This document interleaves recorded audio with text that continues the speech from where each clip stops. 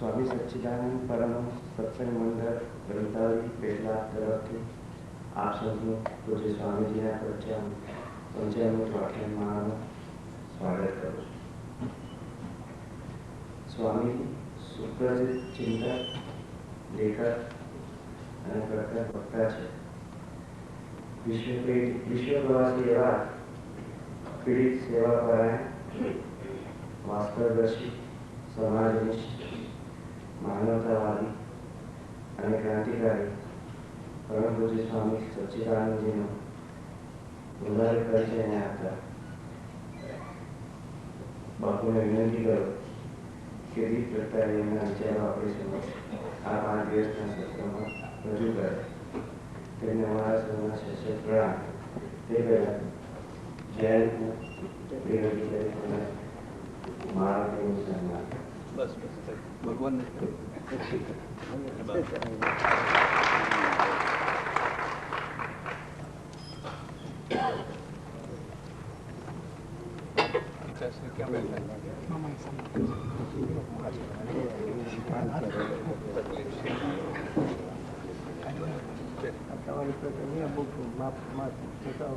માપ તમારું છે.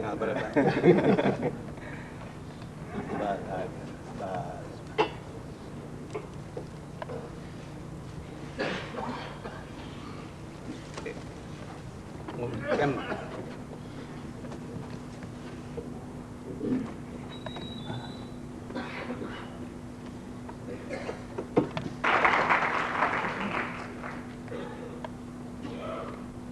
બેટર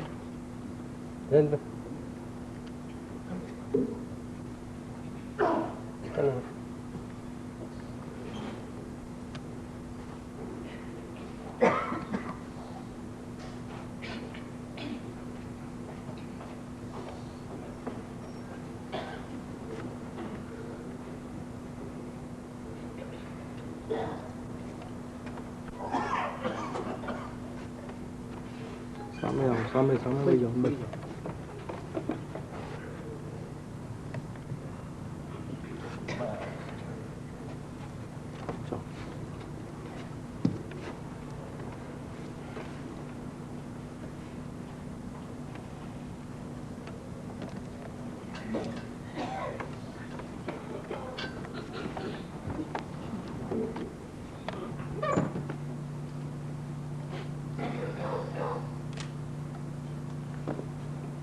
સુખનું મૂળ વ્યવસ્થામાં છે. આત્મદર્શન કરવાથી, સમાધિ લગાડવાથી કે કુંડલીની જાગૃત કરવાથી સ્થાયી સુખ નથી મળતું. પણ જો તમે એક સારી વ્યવસ્થા કરી શક્યા હો તો એ વ્યવસ્થા પોતે જ સુખનું મૂળ કારણ બને છે. જો આ વાત સાચી હોય તો દુઃખનું મૂળ અવ્યવસ્થા છે. કોઈ પણ પ્રકારનું દુઃખ એ પ્રકારની અવ્યવસ્થામાંથી પેદા થતું હોય છે. તમારું શરીર વ્યવસ્થિત છે તો શારીરિક રીતે તમે સુખી છો. કોઈ નખમાંય રોગ નથી, માણસ સુખી છે. રોગ નથી પણ શરીર સંતોષકારક નથી.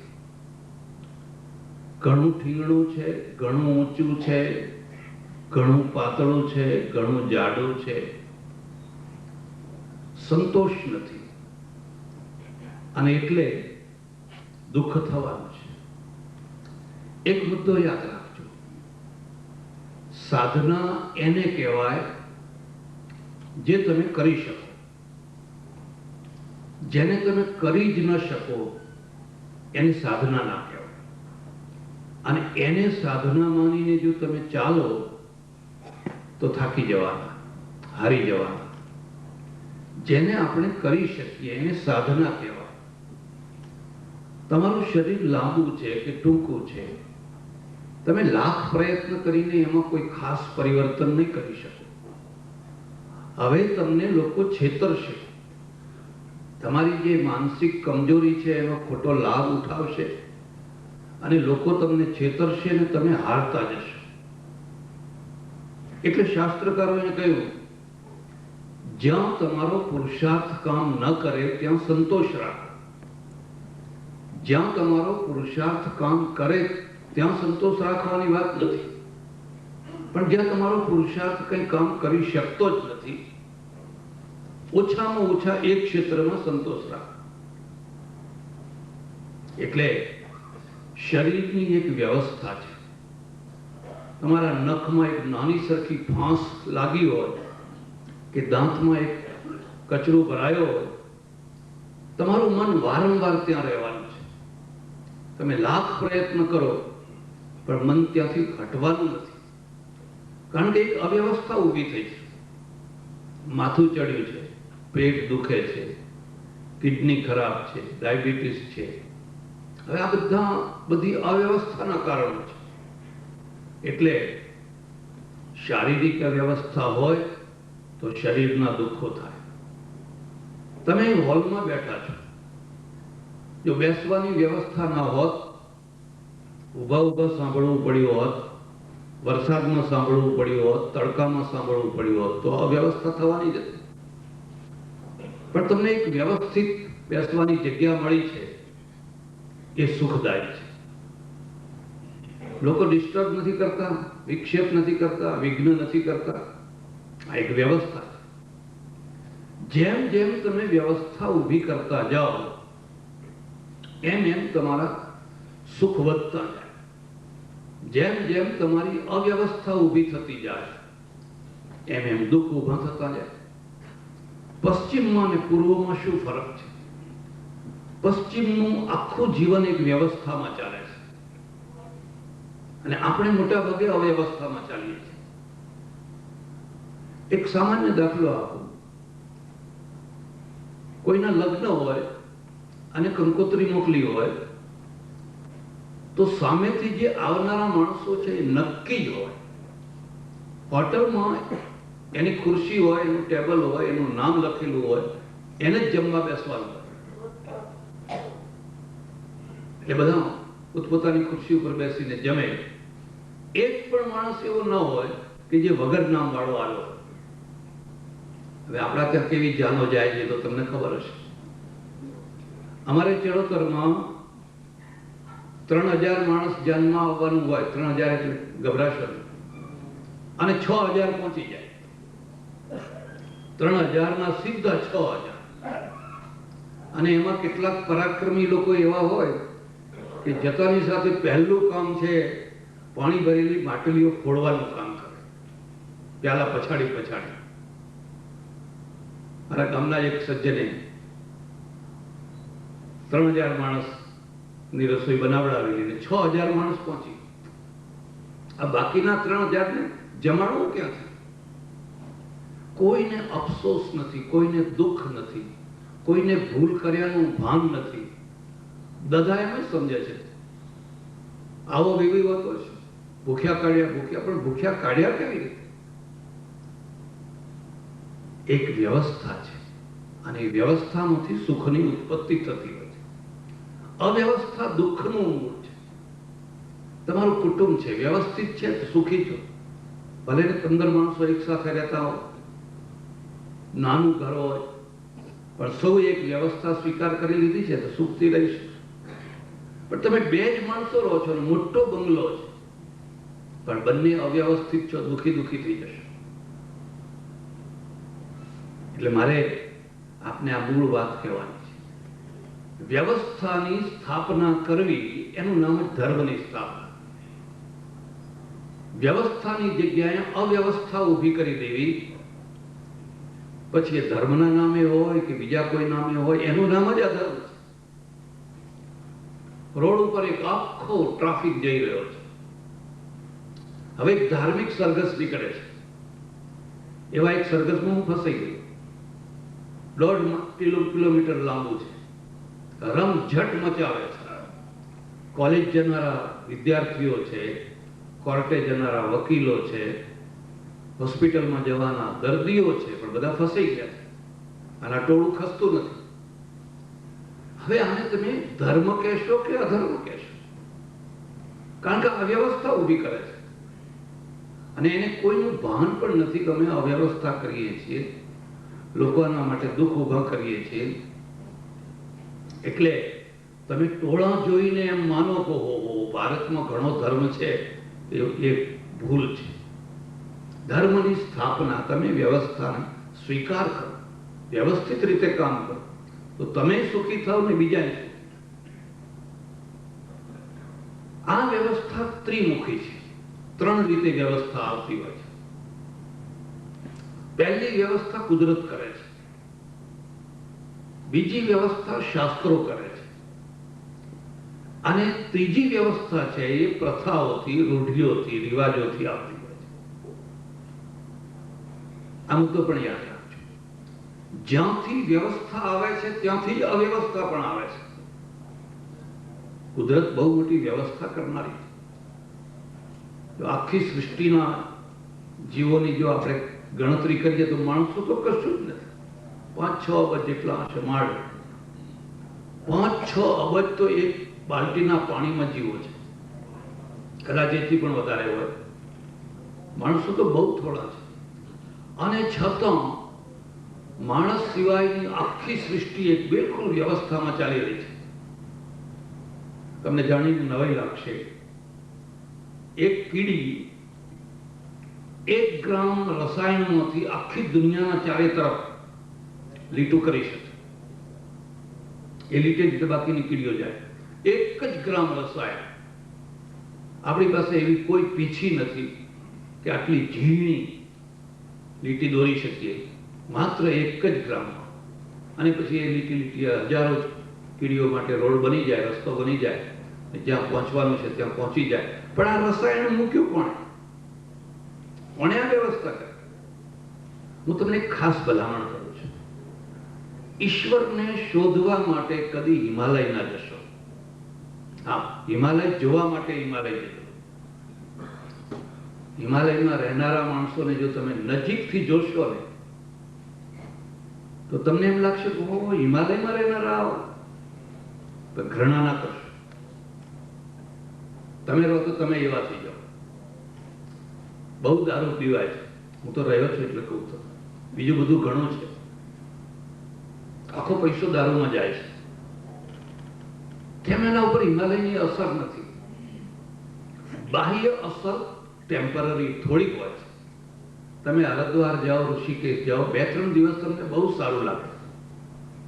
પાલીતાણા જાઓ, 2 દિવસ 3 દિવસ, હા છે, આ પરિવર્તન છે. પણ જો 6-12 મહિના 2 વર્ષ રહો એટલે પાછા હતા એ ના. પેલી બાહ્ય અસર છે એ સ્થાયી નથી હોતી. અને પાણી ગમે એટલું ઉપર શિખરમાં પડ્યું હોય, અંતે તો જ્યાં નીચાણવાળો ભાગ છે ત્યાં જ આવવાનું છે. આડું ઓળું ફરીને આમ તેમ થઈને પણ જ્યાં નીચેનો ભાગ છે ત્યાં જ આવવાનું છે. એટલે બીજો મુદ્દો યાદ રાખજો. બીજા લોકો પ્રત્યે બહુ ઊંચી ભાવનાઓ ના રાખો, બહુ અપેક્ષાઓ ના રાખો, નહીં તો તમે કોઈ જગ્યાએ એડજસ્ટ નહીં થઈ શકો. મારા પિતા આવા હોવા જોઈએ, મારી માતા આવી હોવી જોઈએ, મારા ભાઈઓ આવા હોવા જોઈએ, મારા ફલાણા આવા હોવા જોઈએ. જ્યાં તમે બીજા લોકો પ્રત્યે બહુ મોટી અપેક્ષાઓ રાખીને તમે દુઃખી થયા, લાંબો ટાઈમ સંબંધ કોના ટકતા હોય છે? જેમની ઓછામાં ઓછી અપેક્ષાઓ હોય છે, એમના સંબંધ લાંબો ટાઈમ ટકતા હોય છે. જેમની બહુ મોટી અપેક્ષાઓ હોય છે એ લાંબો ટાઈમ સંબંધ ટકાવી નથી શકતા. કારણ કે એમની અપેક્ષાઓ પૂરી નથી કરી શકાતી હોતી, પૂરી નથી થતી હોતી. એટલે તમે બહાર જાઓ, હિમાલય જાઓ, સારું છે, જવું જ જોઈએ. હું તો કહું છું કે જો ભગવાને પૈસો આપ્યો હોય અને શરીર તંદુરસ્ત હોય, બને એટલું ભ્રમણ કરો. આંખ ઉઘાડી રાખીને, કાન ખુલ્લા રાખીને બને એટલું ભ્રમણ કરો. દુનિયા બહુ જોવા જેવી છે અને બહુ સારી છે. પણ જો તમારે ઈશ્વરને શોધવો હોય તો હૃદયમાં ડૂબકી લગાવો એવું હું તમને નહીં કહું. એ તો બધા કહે છે કે હૃદયમાં ડૂબકી લગાવો, હૃદયમાં ડૂબકી લગાવો, હૃદયમાં ડૂબકી લગાવો. મારે તો તમને એ કહેવું છે કે એની રચનાને તમે જુઓ, એની આખી વ્યવસ્થાને તમે જુઓ. એની રચનાને તમે જોશો તો તમને એમ લાગશે આહા, કઈ વ્યવસ્થા કરી છે, કઈ વ્યવસ્થા કરી છે. ભગવદ્ ગીતામાં જ્યારે એમ કહ્યું છે ઈશ્વર સર્વભૂતાનામ હૃદયશિર્જુન તિષ્ઠતિ ભ્રામયન સર્વભૂતાની યંત્રારૂઢાની માયા. અર્જુન જેમ ચકડોળમાં બેઠેલો માણસ હોય ચકડોળમાં ફર્યા કરે છે, એમ પરમેશ્વર આખા વિશ્વની ચકડોળને ચડાવે છે. એક બીજો મુદ્દો યાદ રાખજો. ઘણીવાર પરસ્પરમાં વિરોધી વાતો હોય. શરૂઆતમાં ભગવાન એમ કહે છે કર્મણ્યેવાધિકારસ્તે મા ફલેષુ કદાચન. કર્મ કરવામાં તારો અધિકાર છે, ફળમાં નહીં. તું કર્મ કર. નોકરી કરવામાં તારો અધિકાર છે, પગાર શેઠ આપે. અહીંયા કર્મની સ્વતંત્રતા આપી છે. અહીંયા કહે છે ભ્રામયન સર્વભૂતાની યંત્રારૂઢાની માયા. એ ચકડોળની માફક બધાને ફેરવી રહ્યો છે. વિરોધવાદ. જો ચકડોળમાં બેસીને ફરવાનું હોય તો સ્વતંત્રતા ક્યાં રહે?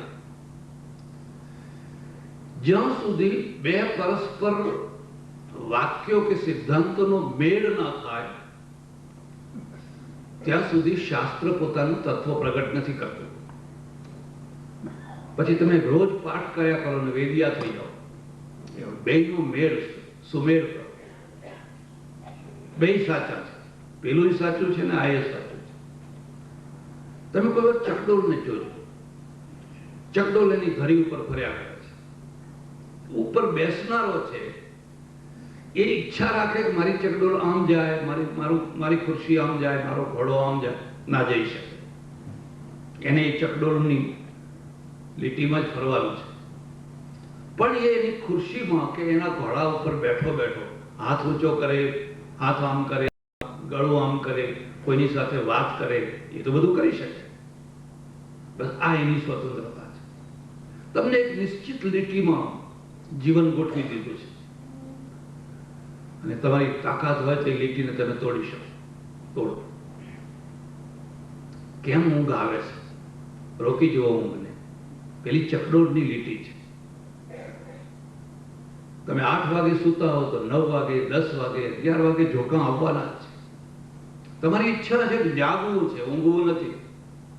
જાગી શકાતું નથી. કોઈ અંદર ચકડોળની એક લીટી દોરી દીધી. ઊંઘ આવવાની જ છે. માં તમે જોર કરશો તો ઝોકું આવી જ જવાનું છે. ભૂખને રોકી શકાય, તરસને કદાચ થોડીક રોકી શકાય.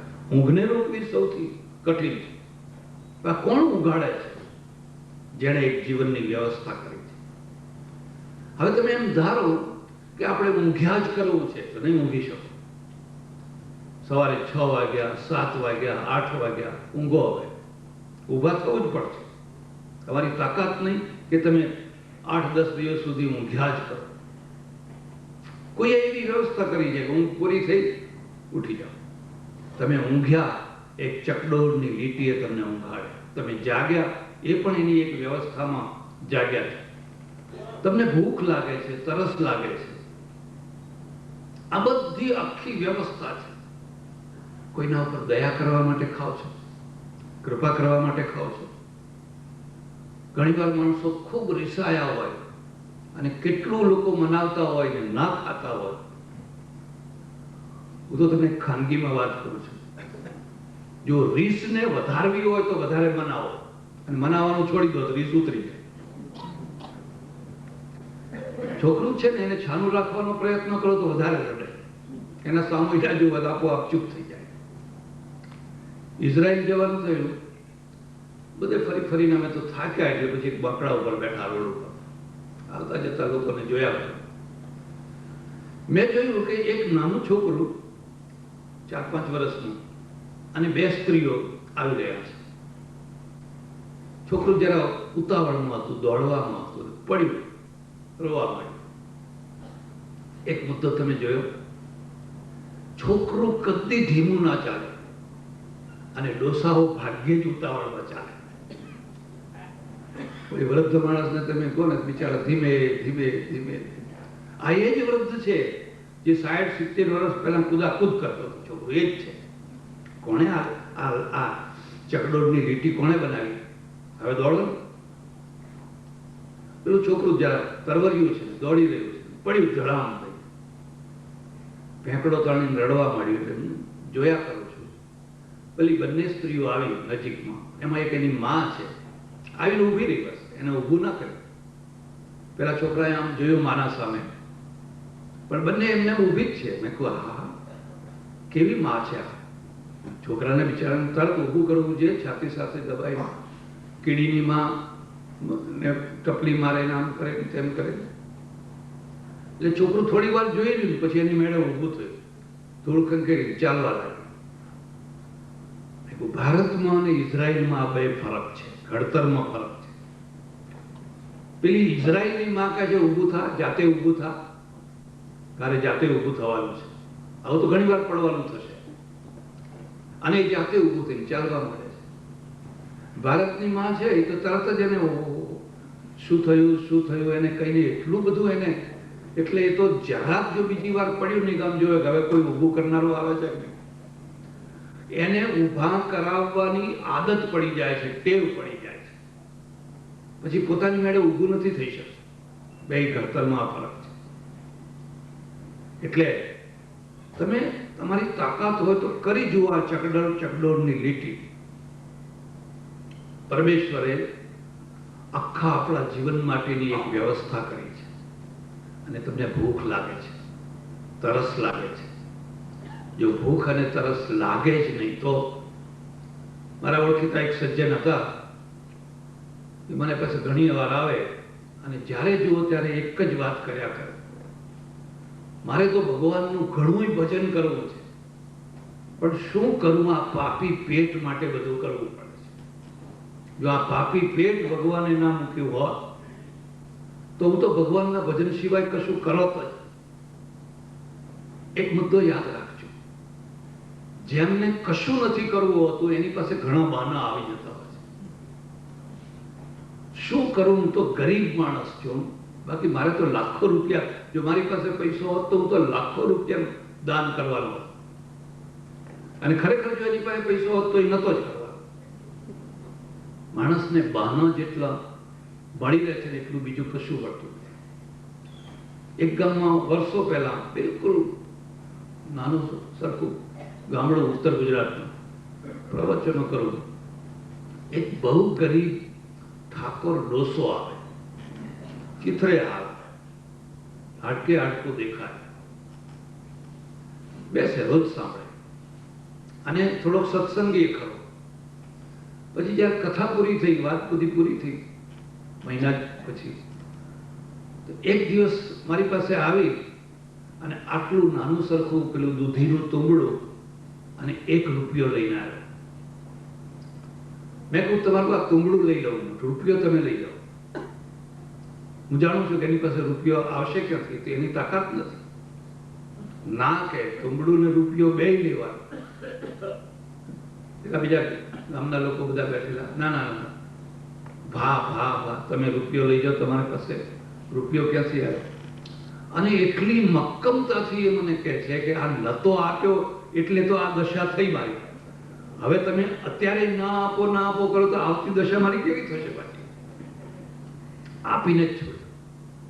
એની પાસે બહાના નથી. બહાના તો કોની પાસે છે? જેની પાસે હજારો ને લાખો છે એની પાસે બહાના. જેને કંઈક કરવું જ છે એને તો બહાનાની કોઈ વાત જ નથી. એટલે કોઈ રિસાય, તમે એને બહુ મનાવો ને એટલે વધારે રિસાય. તમે કદી જોયું છે અનાથ આશ્રમના બાળકોને રિસાતા જોયા છે? વૃદ્ધાશ્રમમાં રહેનારા વૃદ્ધોને રિસાતા જોયા છે? કોના સામે રિસાય? કોઈ વાર મુલાકાત લો, નથી જમવું, સારું ત્યારે ના જમવું તો કઈ સુઈ જાઓ. અને એવા કોઈ ગયેલા માણસો છે ને, તમારે જોવું હોય તો જો, વગર કહે રાત્રે ઉઠીને ફ્રીજમાં ખાખા પડા કરતા હોય છે. ભૂખ કોઈને છોડતી નથી. એક તમારા અંદર એક પ્રતિક્રિયા થઈ છે એટલે તમે કહ્યું નથી ખાવું, જાઓ નથી ખાવું. પણ ક્યાં સુધી નથી ખાવું? જેણે ભૂખ બનાવી છે એ તમને ખવડાવીને જ છોડવાનું છે. તમારી તાકાત કેટલી? 1 દિવસ, 2 દિવસ, 3 દિવસ પછી તમારે ખાવું જ પડશે. અને એ મંગળ છે. આ મુદ્દો પણ યાદ રાખો. બસ મને કહેજો આ મારા પાપી પેટ ભગવાને ના આપ્યું હોત તો હું તો ભગવાનનું ભજન જ કરવાનો હતો. 2, 3, 4, 5, 6 વાર કહ્યું. પછી મેં એક વાર કહ્યું, પટેલ બેહો, તમારા પાપી પેટની પૂરેપૂરી જવાબદારી મારા ઉપર. 2 ટાઈમ જમવાનું, 2 ટાઈમ ચા, બીજી જે જરૂરિયાત હોય બધી જવાબદારી મારા ઉપર. હું તમને રૂમ આપું ને બેઠા બેઠા ભગવાનનું ભજન કરો. બારીમાંથી બહાર નહીં જોવા. ખડખડ હસવા લાગ્યા, હસવા લાગ્યા. અરે તું રોજ પાપી પેટ, પાપી પેટ, પાપી. ભગવાને બહુ દયા કરી કે આપણને પેટ આપ્યું. જેને ભૂખ જ નથી લાગતી એવા કોઈ માણસને મળી જજો, કેટલો સુખી છે. એક રોટલી નથી ખાઈ શકતો એ તો ડોક્ટરો પાસે થાય, સાહેબ એક રોટલી ખવાય એટલી કઈ દવા આપો. ભાગ્યશાળીમાં તો ભાગ્યશાળી એ છે જેને ભીમસેન જેવું પેટ મળ્યું છે. ખાતરી કરીને મહેમાન બનાવજો. બકર ભીમસેન લાવો લાવો. અરે એના જેવો તો કોઈ સુખી નથી. મારા ઓળખીતા એક મહાત્મા છે, મને કે કોણ પૈસાદાર છે ને કોણ ગરીબ છે એને ઓળખવાનું મીટર તમને ખબર છે? ના ભાઈ, નજરે જોવાથી શું ખબર પડે? ઘણી વાર એવું બને બહુ પૈસાદાર માણસ હોય ને બહુ સાદો હોય, અને બહુ સામાન્ય માણસ હોય બહુ ભપકામાં રહેતો હોય. ભપકો જ ભપકો હોય, શો જ શો. એટલે જોવાથી ખબર ના પડે. મને કે જો જમવા બેસે ને એટલે ખબર પડે. પેલી રસોડાવાળી બેન 4-5 રોટલીઓ પીરસીને આમ જાય, હજુ રસોડામાં પહોંચીએ ના હોય નહીં, રોટલીઓ ખતમ થઈ જાય એટલે સમજવાનું કોઈ કારીગર, કોઈ મજૂર માણસ છે, મહેનત કરનારો માણસ છે. એ રસોડા સામે જુએ છે, હમણાં આવશે, હમણાં આવશે, મૂકો મૂકો મૂકો. વાહ. અને 3-4 રોટલીઓ અટકી જાય તો સમજવાનું કોઈ સામાન્ય માણસ છે, લક્ષાધિપતિ હશે, ખાતો પીતો માણસ છે, બહુ થઈ ગયું. અને 2 રોટલી હાથ આડા કરે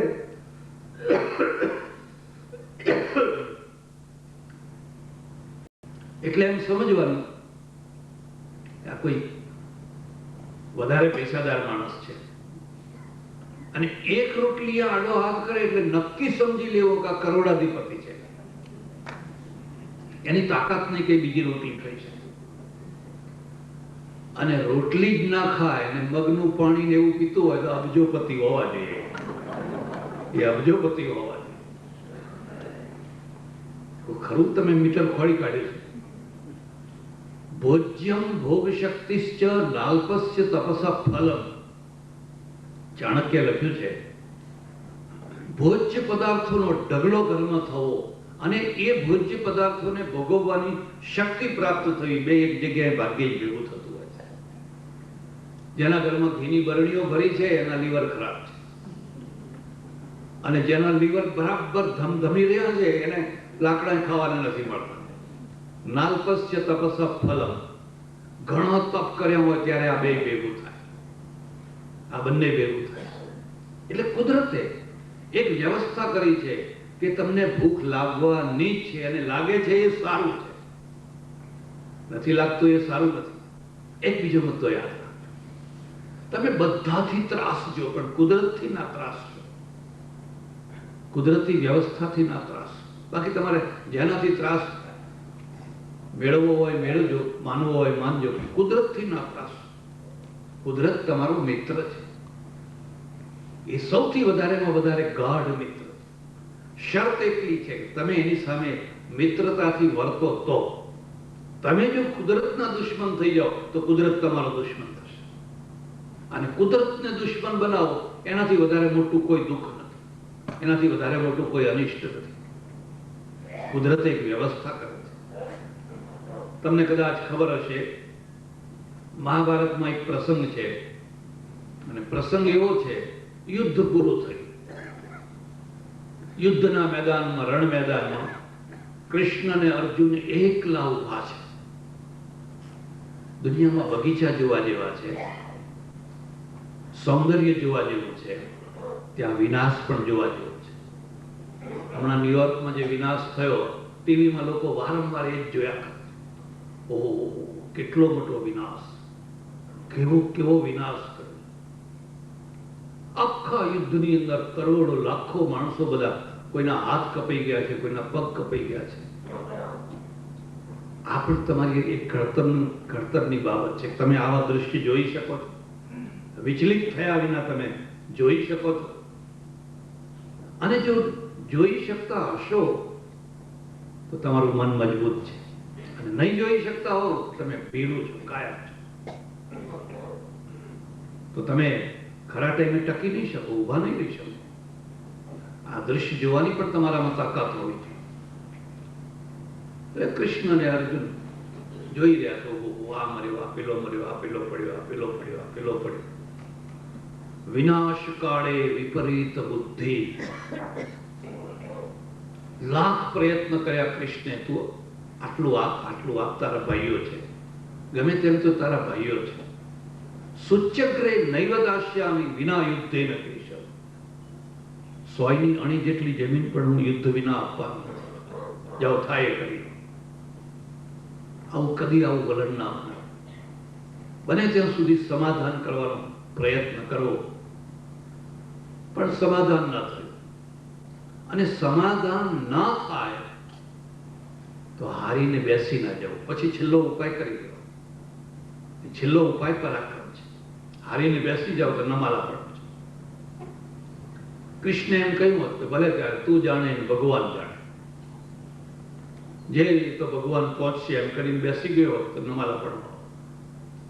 કૃષ્ણે કહ્યું, ભલે ત્યારે હવે યુદ્ધમાં ફેસલો થઈ જાય. યુદ્ધ પણ ઘણીવાર જરૂરી છે, અનિવાર્ય છે. ન કરવાથી એ યુદ્ધ મોટું થઈ જતું હોય. ફરતા ફરતા ફરતા એમણે જોયું તો શકુની પડ્યો છે, અને હજુ જીવે છે, હજુ જીવી રહ્યો છે. એટલે કૃષ્ણે કહ્યું, અરે અરે અરે શકુની, આ 18 અક્ષોહિણીનો તે નાશ કરાવી નાખ્યો, તને કઈ ભાન છે? ત્યાં શું કર્યું? એટલે શકુનીએ કહ્યું કે જે થવાનું હતું એ થઈ ગયું. તમે જ ગીતામાં લખ્યું છે ને, ગતાસુંશ્ચ નાનો શોચંતી પંડિતા. જે થઈ ગયું ને જે થવાનું છે, જે મરી ગયા ને જે મરવાના છે, એને પંડિત લોકો શોક ના કરે. વાત પૂરી થઈ. મરતી વખતે પણ કેટલાક લોકો જ્ઞાનની વાતો કરે, અને દુષ્ટો છે ને એ પણ ઘણીવાર જ્ઞાનનો ઉપદેશ આપે. પણ હવે મારી એક ઈચ્છા છે. કૃષ્ણે કહ્યું, શું તારી ઈચ્છા છે? મારી એક ઈચ્છા છે, તમે મને વરદાન આપો કે ઘરે ઘર ગામે ગામ મારો વંશ રહે. બાકી બધાનો વંશ ઉચ્છિન્ન થવો હોય તો થાય, પણ મારો વંશ રહે. અને કૃષ્ણ કઈ ઉતાવળમાં હશે ને, બોલાઈ ગયો. આમ જલ્દી બોલે નહીં, પણ બોલાઈ ગયો. તથાસ્તુ. આજે પણ દુનિયામાં શકુનીઓ છે. ના હોય તો મહાભારત થાય જ. મંથરા વિના રામાયણ થાય જ. રામથી રામાયણ ના થાય, રાવણથી એ ના થાય, મંથરાથી જ થાય. એમ દુર્યોધનથી મહાભારત ના થાય, અર્જુનથી એ ના થાય, શકુનીથી થાય. અને નજર બધાની દુર્યોધન ઉપર છે. એટલે કૃષ્ણથી બોલાઈ જવાય. ખબર નહીં, તમારે ત્યાં તો શાંતિ હશે. આગળ ચાલે છે, જોવે છે, ઓહો, અને દૂર એક દૃશ્ય, કલ્પાંત ભરેલું દૃશ્ય છે. છૂટા વાળ અને એક સ્ત્રી પોકે ને પોકે વિલાપ કરી કરીને છાતી કૂટીને રડી રહી છે. હું તમને એક ખાસ ભલામણ કરું છું, તમે ભલે ગમે તે ધર્મ પાળતા હો, પણ મહાભારત વાંચજો. મહાભારતકારે શરૂઆતમાં પ્રતિજ્ઞા કરી છે, જે અહીંયા છે એ જ દુનિયામાં છે, અને જે અહીં નથી એ ક્યાંય નથી. આખી દુનિયા જો તમારે જોવી હોય તો અહીં જોવા. બધી ઘટનાઓ, બધા પ્રસંગો, બધા તારવણી, બધા પરિણામ, બધું અહીંયા છે. વિલાપ કરી કરીને રડી રહી છે. નજીક પેલીનો હો, આ તો દુર્યોધન કૌરવોની માતા છે, ગાંધારી છે. પુત્રોના વિલાપ, જેનો એક દીકરો મળ્યો હોય એને કેટલું દુઃખ થાય કે આના 100 છોકરાઓ એક સાથે મળ્યા. અર્જુનના આંખમાં આંસુ આવી ગયા. અરે અરે, મેં આ શું કર્યું? આ ગાંધારી મારી માં બરાબર આટલો વિલાપ કરે છે, આ મરી જશે, વિલાપ કરી કરી મરી જશે. મારાથી આનો વિલાપ જોયો નથી જતો. એક બીજો મુદ્દો યાદ રાખજો. ઘણા લોકો છે ને એ માત્ર વર્તમાનથી પ્રભાવિત થતા હોય અને બહુ થોડા લોકો એના પરિણામને જોઈ શકતા હોય. બધા લોકો પરિણામને ના જોઈ શકે. જોયું ને પ્રભાવિત થઈ ગયા, પણ એનું પરિણામ તને દેખાય છે. કૃષ્ણની આંખમાં આંસુ નથી, કૃષ્ણ રોતા નથી. વાત વાતમાં રડે ને વાત વાતમાં હસે, એ મોટા કામો ના કરી શકે. એ ઇમોશનલ માણસ, એ મોટા કામો ના કરી શકે. મોટા કામો તો એ જ કરી શકે કે રડવાના ટાઈમે જે રડતો નથી અને હસવાના ટાઈમે પણ જે હસવાને રોકી શકે છે, એ જ માણસ મોટા કામો કરી શકે. અર્જુન કહે છે આ ભૂખે મરી જશે. જુઓ 11 વાગ્યા, 12 વાગ્યા, રડા રડ કરે છે, ખાવાનું નામ નથી લેતી. અહીંયા ખાવાનું શું મળે? મહાભારત કાળ છે કે દૂર એક આંબો છે, આંબામાં એક કેરી લટકે, માત્ર એક જ કેરી. ગાંધારી ત્યાં પહોંચી જાય છે, ઊંચો હાથ કરે છે કેરીને તોડવા માટે. ગાંધારીની જ વાત નથી. આજે પણ આપણા ત્યાં એવા ઘણા માણસો હોય છે કે જો કોઈનું મળદું થયું હોય તો અંદર અંદર કહે છે પહેલા જમી લો ને પછી ખબર આપો. એમ જો લોકો બધા આવી જશે પછી આપણાથી જમાશે નહીં. બારણું બંધ કરીને પહેલા જમી લે, પછી લોકોને ખબર આપે, પછી રડે, આવું હાથે રડે. અને જમેલો માણસ વધારે રડે, કારણ કે જોર આવ્યું હોય ને રડવાનું, એ વધારે રડે. હાથ ના પહોંચાયો એટલે એક મળદું ખેંચી લાવી છોકરા, એના ઉપર ચડી, બીજું લાવી, ત્રીજું લાવી, ચોથું લાવી, 100 મળદાની થપ્પી કરે. કૃષ્ણ અર્જુનને કહે છે જો મમ માયા દુરત્યયા મામેવય પ્રપદ્યન્તે માયા મેતામ તરંતિ તે. આજુ નાટક જોઈ લે. જે અત્યાર સુધી રો કકડ કરતી હતી, હવે છોકરાના મળદા ઉપર પગ મૂકીને કેરી તોડવાનો પ્રયત્ન કરે. આ ભૂખ મારી મૂકેલી છે. અહમ વૈશ્વાનરો ભૂત્વા પ્રાણીનામ દેહમાશ્રિત પ્રાણાપાન સમાયુક્ત પચામ્યન્નમ ચતુર્વિધ. હું વૈશ્વાનર ભગવાન છું. ધગ ધગ ધગ ધગ ધગ આગ લગાડું છું. અને જ્યારે પેટમાં આગ લાગે છે એટલે ભલભલા માણસો વિવેક ચૂકી જાય છે. ભલભલા માણસોના વિવેક ચૂકી જાય છે. શરીરમાં એવા કેટલાય કેન્દ્રો છે જ્યાં ભગવાન આગ લગાડે છે. એમાંનું એક કેન્દ્ર વૈશ્વાનર છે. એટલે એક કુદરતી વ્યવસ્થા છે અને કુદરતી વ્યવસ્થાથી આખી દુનિયા ચાલી રહી છે. કુદરતથી મોટું કોઈ શાસ્ત્ર નથી. વગર લખાયેલું હોય બહુ મોટામાં મોટું શાસ્ત્ર છે. જો એ કુદરતના શાસ્ત્રોને સમજવામાં આવે તો બીજા શાસ્ત્રોની બહુ જરૂર ના પડે. તમારી આંખ છે આપોઆપ બંધ થઈ જાય છે, કંઈક કચરું આવતું હોય તો, એવી રીતે રચના છે. પણ કાન બંધ નથી થઈ જતો. કાનની વ્યવસ્થા એવી નથી કાન આમ બંધ થઈ જાય પાછો ખુલે, પાછો બંધ થઈ જાય પાછો ખુલે. અને નાકને તો બંધ થવાની બિલકુલ વ્યવસ્થા જ નથી. અને નાકને બંધ થવાની વ્યવસ્થા હોત તો માણસ મરી જાય. રચના જ રચના છે, ડિઝાઇન. તમે જો ડોક્ટર હો, અને મારો એવો વિશ્વાસ છે પ્રોફેસરો કદાચ નાસ્તિક હોય, કારણ પોતામાં માથા માર્યા કરે, ફલાણું આમ કહે છે, ફલાણું આમ કહે છે, ફલાણું આમ કહે છે, ફલાણું આમ કહે છે. ડોક્ટર નાસ્તિક ના હોય. ડોક્ટર તો કુદરતના સાથે, એમાં ખાસ કરીને સર્જરી કરનાર છે, એ નાસ્તિક ના હોય. એને તો દેખાય છે કે હા શું વ્યવસ્થા છે, કેવી ડિઝાઇન બનાવેલી છે. એક નાનામાં નાનો સેલ, એનાથી બધું આખું એક વ્યવસ્થામાં ચાલી રહ્યું છે. એક નાનામાં નાનો કણ પણ. અને બ્રહ્માંડને જોશો તો બ્રહ્માંડ, તારા, ચંદ્ર, નક્ષત્ર વગેરે વગેરે બધું જ. એટલે એક વ્યવસ્થા છે જે કુદરતની કરેલી વ્યવસ્થા છે, અને કુદરતની વ્યવસ્થા છે એ એક એક એક ધોરી માર્ગ છે, એક મુખ્ય માર્ગ છે. માણસ સિવાયની આખી સૃષ્ટિ કુદરતી વ્યવસ્થામાં જીવે છે, કારણ કે એમની પાસે કુદરતથી આગળ જવાની ક્ષમતા નથી. તમે કાગડાને જુઓ, બળદને જુઓ, ભેંસને જુઓ, કૂતરાને જુઓ, 1000 વર્ષ પહેલા જેવો હતો એવો ને એવો આજે છે. નાગને જુઓ, મીછીને જુઓ, એમાં કોઈ પરિવર્તન નહીં. પણ માણસમાં બહુ જબરજસ્ત પરિવર્તન આવ્યું. માણસ છે એ માત્ર કુદરતની વ્યવસ્થામાં જીવન જીવતો નથી, એની પાસે વિશેષ બુદ્ધિ છે, અને વિશેષ બુદ્ધિ હોવાના કારણે એણે પોતાની જુદી વ્યવસ્થા પણ ઊભી કરી.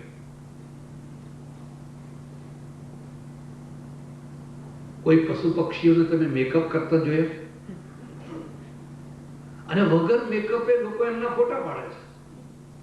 સિંહના, વાઘના વગર મેકઅપે કલાકો સુધી તપસ્યા કરી કરીને એમના ફોટા પાડે છે, કારણ કે એમને મેકઅપ કરવાની જરૂર જ નથી. માણસને જરૂર હશે, માણસને કરવો પડે છે. માણસ ઘણો આગળ નીકળી ગયો. કેમ આગળ નીકળી ગયો? કે એની પાસે વિશેષ બુદ્ધિ હતી, અને વિશેષ બુદ્ધિ હતી એ બુદ્ધિના કારણે એ આગળ નીકળ્યો. આગળ નીકળ્યો એટલે એને બે વ્યવસ્થાઓ થઈ, એક કુદરતી વ્યવસ્થા અને બીજી માનવીય શાસ્ત્રીય વ્યવસ્થા. આ જે માનવીય વ્યવસ્થા છે એનું નામ જ શાસ્ત્રીય વ્યવસ્થા. એણે શાસ્ત્રો બનાવ્યા કે આવી રીતે જીવવું, આવી રીતે ચાલવું, આવી રીતે બેસવું, આવી રીતે ખાવું, આ ખાવું, આ ના ખાવું. પ્રાણીઓ માટે કોઈ વ્યવસ્થાની જરૂર નહીં. સિંહ ભૂખે મરી જાય પણ ઘાસ ના ખાય. લીલુંછમ ઘાસ ઉગ્યું હોય પણ એ ઘાસ ના ખાય, ભૂખે મરી જાય. એમ હરણ છે એ પણ ભૂખે મરી જાય પણ માંસ ના ખાય, એ ઘાસ જ ખાય. પેલી ચકડોળની લીટીમાં ચાલે છે. કોઈએ વ્યવસ્થા કરી છે. મારે તાંજાનિયામાં ગોરંગોરો ક્રેટર જોવાનું થયું. 30 લાખ હરણા, 30 લાખ જાત જાત, અને 700 સિંહ. 30 લાખ હરણા અને 700 સિંહ. કોણે આ બેલેન્સ બનાવ્યું? 30 લાખ હરણામાં 30 લાખ સિંહ હોય તો શું થાય? બે ઇક્વલ, બે સરખા હોય તો શું થાય? તો આખું ગેમ પાર્ક જ ખલાસ થઈ જાય, ખતમ થઈ જાય. પણ કોઈએ વ્યવસ્થા કરી છે કે આ 30 લાખ છે અને આ 700 છે. પણ રાજ્ય કોનું ચાલે છે? 30 લાખનું નહીં, 700 નું ચાલે છે. એ 30 લાખનું રાજ નથી ચાલતું, માત્ર 700 નું રાજ. એ જે ધારે એ 700 કરી શકે, અને શાંતિથી ઘસઘસાટ ઊંઘતા હોય, ને પેલા એ તબડક તબડક તબડક દોડ્યા કરતા હોય. રોજ 5-25 ખોરાક બની જતા હોય. એ ખોરાક થવા માટે જ જન્મ્યા છે.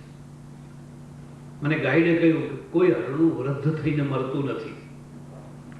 મેં કહ્યું કેમ? એમ કે વૃદ્ધ થાય તો મરે, એની જુવાનીમાં જે કોઈનો શિકાર થઈ જાય છે. અને મને એમાંથી એક બોધપાઠ લેવાનું મન થયું કે જો પ્રજાને હરણા જેવી બનાવો તો એ કોઈનો શિકાર થઈ જશે. પ્રજાને સિંહ જેવી બનાવો. સિંહને જ શાંતિ હોય, હરણાને શાંતિ ના હોય. ભય ભય ને ભય, કાળ કાળ ને કાળના મોઢામાં એને જીવવાનું છે. જ્યારે જુઓ ત્યારે ફફડ ફફડ થયા કરતું હોય. કબૂતરને શાંતિ ના હોય. ખબર નહીં કોણે એને પ્રતીક બનાવી દીધું, કબૂતર ઉડાડો, કબૂતર ઉડાડો. અરે કબૂતરને શાંતિ, એક તાલી વગાડો તો એ તો ફળફળ કરીને ઉડવા માંડે છે. શાંતિનું મૂળ સામર્થ્ય છે, શક્તિ છે. સિંહમાં સામર્થ્ય, શક્તિ છે, ઘસઘસાટ ઊંઘે છે, અને પેલા બધા ફફડે છે. પ્રજાને સિંહ જેવી બનાવી છે. તમે કદી વિચાર કર્યો કે ધર્મ પ્રજાને સસલા બનાવે છે કે સિંહ બનાવે છે? હરણા બનાવે છે કે સિંહ બનાવે છે?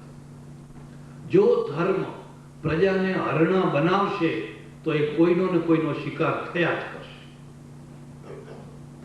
પાયામાં ભૂલ અહીંયા જ છે. તમારે એને સિંહ બનાવવાનો છે. અને સિંહ બની શકે છે. પંજાબમાં ગુરુ ગોવિંદ સિંહ બનાવ્યા. શીખો કોણ છે? શીખો તો મૂળ વાણિયા જ છે. તમે એમની અટકો જુઓ, ભાટિયા, મોદી, રોડે, આલુવાલિયા, એ તો બધા વાણિયા જ છે.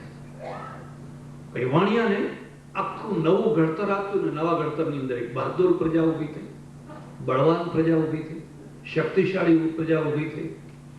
કોઈ એના સામે હાથ ના ઉપાડી શકે, એની પત્ની સામે કોઈ નજર ના ઉપાડી શકે, એની બેન દીકરી સામે કોઈ જલ્દી જોઈ ન શકે. માણસને ઘડી શકાય છે, એને સસલાઈ બનાવી શકાય છે, એને સિંહ બનાવી શકાય છે. એનું ઘડતર કેવું છે એના ઉપર એનો આધાર છે. પાયામાંથી ઘડતર જ જો ખોટું હશે તો પછી કોઈનો માત્ર ખોરાક થઈને મરી જશે. એટલે એક બેલેન્સ છે. હું તો તમને ઘણી વાતો કહી શકું. તમે કદી વિચાર કર્યો કે જન્મની જે સ્થિતિ છે, જન્મનો જે દર છે, 1000 છોકરા જન્મે તો 900 950 છોકરીઓ જન્મે. આ બેલેન્સ કોણે બનાવ્યું છે?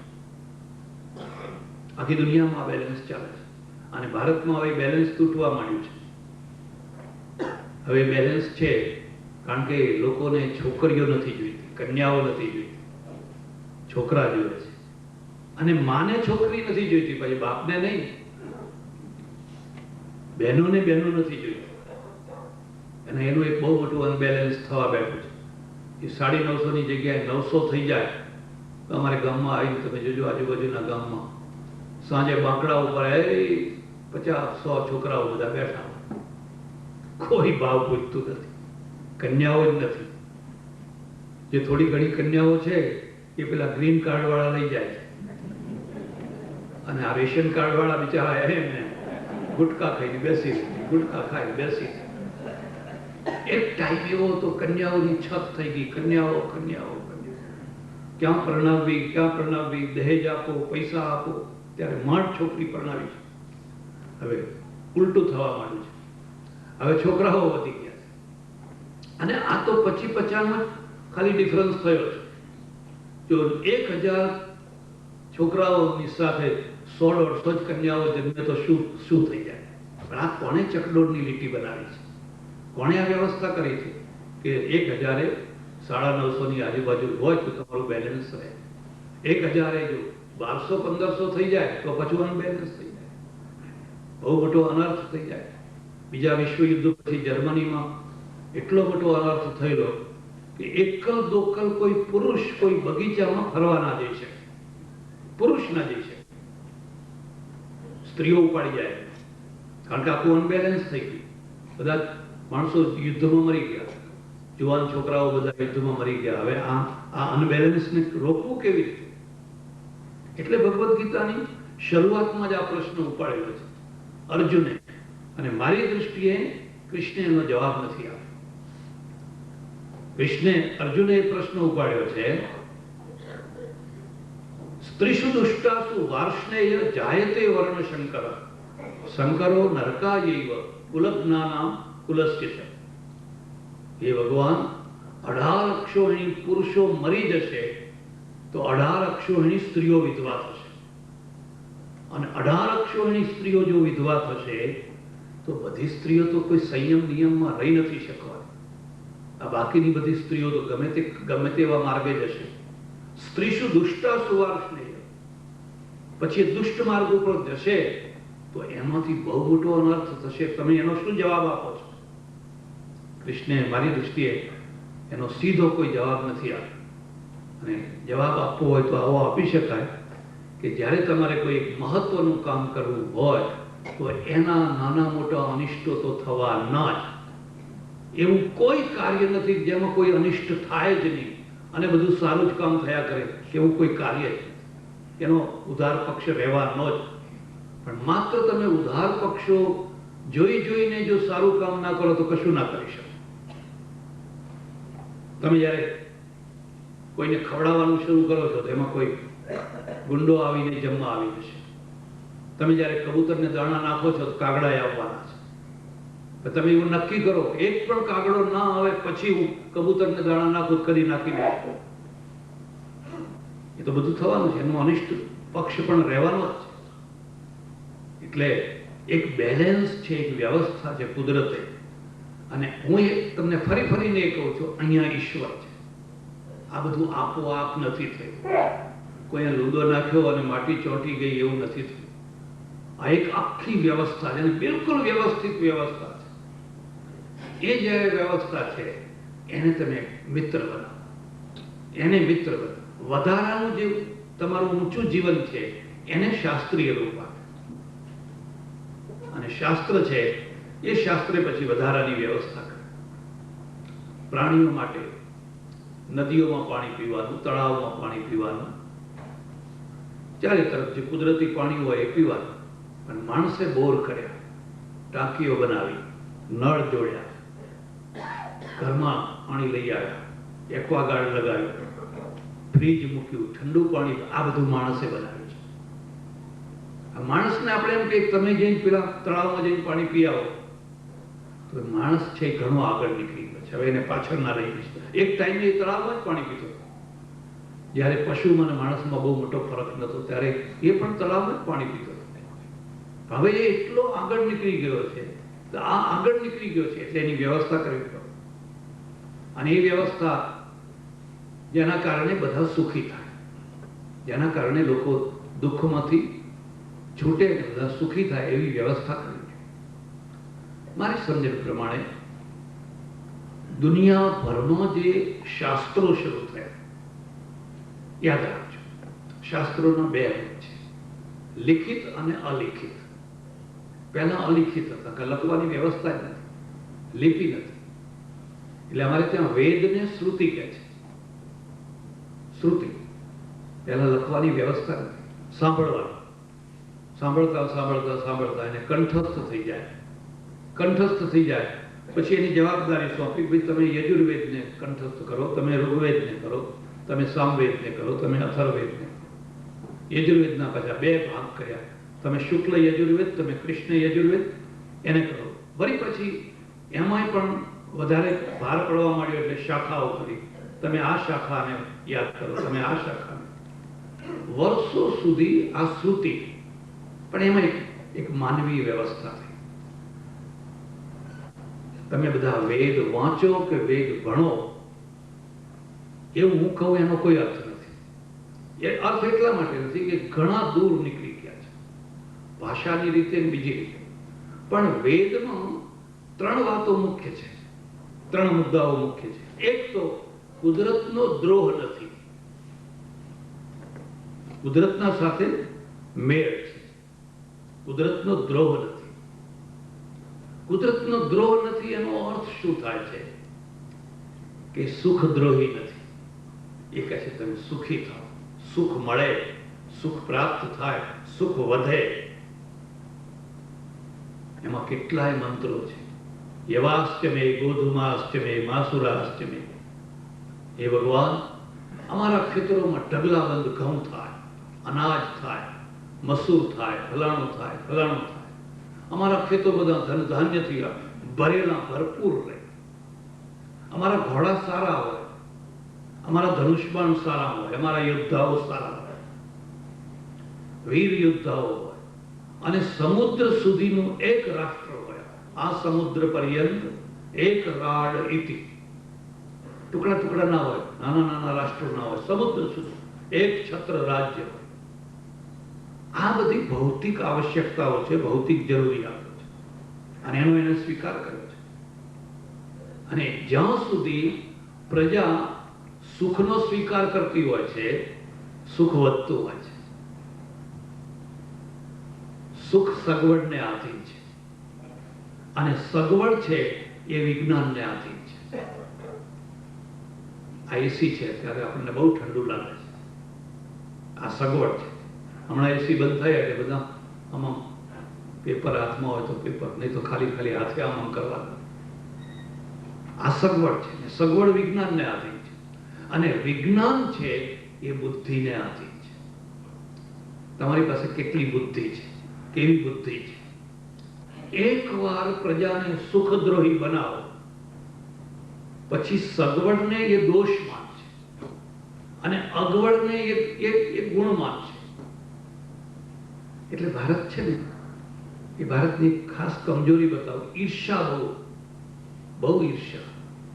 તમે ઘરમાં સારી રસોઈ બનાવી હોય, બાજુવાળાને જો ગંધ આવે તો એની એ ઈર્ષા કરે. મેં ઘણી વાર અમેરિકામાં જોયું કે આપણે સારી ગાડી લાવ્યા હોય તો આખી સ્ટ્રીટ વાળા એને અભિનંદન આપે. ઓહો, તમે સરસ ગાડી લાવ્યા હો, આપણે આપણી સ્ટ્રીટનું શોભા વધી. અને ભારતમાં તમે કોઈની ઉતરેલી ખડખડિયા ગાડી લાવો તો રાત્રે લોકો લીટા કરી જાય, પંચર પાડી જાય. હા, લાવ્યો હવે બહુ ફાટ્યો છે. પણ ભાઈ તું કેમ દુઃખી કેમ થાય છે? કારણ કે લોકોને શીખવાડ્યું છે આ સગવડ જ માયા છે, આ સુખની ઈચ્છા એ જ માયા છે, એમાં જ બંધન છે ને એમાં જ મરવાનું છે. માટે સુખથી દૂર ખસો, સગવડોથી દૂર ખસો, એમાં અનર્થ જ અનર્થ છે. અમે બધા રાત દિવસ આ જ ઉપદેશ આપ્યા કરતા હોઈએ છીએ. ચલાવી લો, આટલું ખાઈને ચલાવી લો, આટલું પહેરીને ચલાવી લો, જેમ તેમ ચલાવી લો. હમણાં મારે ત્યાં એક બેન આવ્યા, તમને નવાઈ લાગશે. એના પતિએ હોંગકોંગનું એરપોર્ટની ડિઝાઇન બનાવી છે. બ્રાહ્મણ છે, બધા એના મા બાપ મારા ઓળખીતા બ્રાહ્મણ છે, કપડવંતના. એટલો મોટો આર્કિટેક્ટ, એટલો મોટો ડિઝાઇનર. તમે હોંગકોંગનું જે એરપોર્ટ જુઓ તો આપણને સલામ કરવાનું બંધ થાય. મને કે અમે ભારતમાં આવ્યા અને ભારતમાં એરપોર્ટ જે બંધાવાના હતા, એમના ઓફિસરને મળ્યા અને કહ્યું, ભાઈ આ એરપોર્ટ અમે બાંધી આપીએ, ડિઝાઇન કરી આપીએ, વગર પૈસે. મારો દેશ છે. એ બધું ખરું, પણ એમાં મને શું મળવાનું? અમારે તો પૈસા વાળો માણસ જોઈએ. એ લે ને, જીવો ને જીવવા દો નહીં, ખાઓ ને ખાવા દો.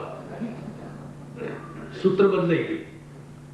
જીવો અને જીવવા દો, એ સૂત્ર બહુ હવે અત્યારે બહુ સફળ ના બને. ખાઓ ને ખાવા દો, તમે ખાઓ અને અમને